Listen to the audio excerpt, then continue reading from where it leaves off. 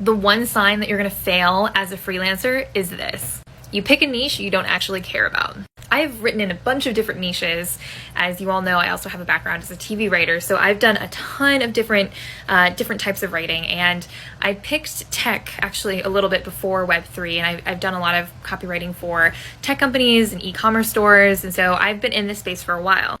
I didn't just move to NFTs and Web3 because of the money. It definitely pays better, but it's still pretty comparable with a lot of tech startups. The thing that I really was excited about Web3 is that they really need help.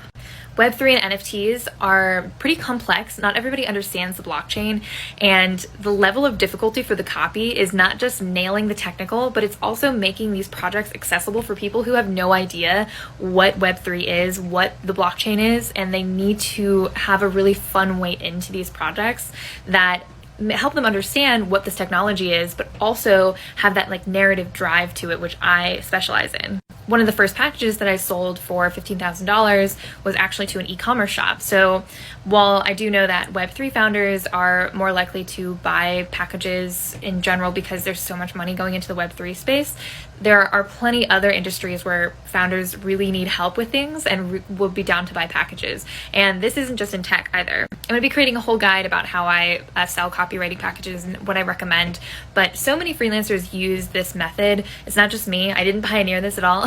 To provide a bundle of services that they're really good at to their clients and provide different offerings. And so it's really about figuring out what your niche, what your market, your industry, and how to serve them best. And I know exactly what my niche needs from me. And so part of building a package, whether that is like a $15,000 foundational copywriting package or whatever, is to understand like what are you offering, what are you really, really, really good at, and what are you passionate about. And so anyone in any niche can sell packages that are very expensive and worth your time and energy as a freelancer and valuable to your clients, and in a way that will help them accelerate their business.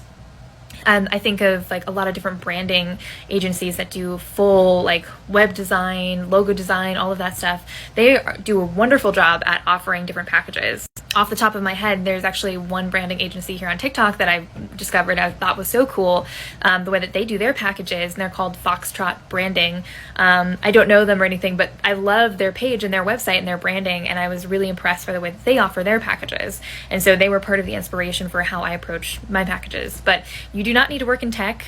Working in tech does naturally mean higher salaries because it's so scalable. But as a freelancer, you can provide packages in any niche, and you should just be really excited about whatever you're working on. And that goes not just for offering packages, but for freelancing in general.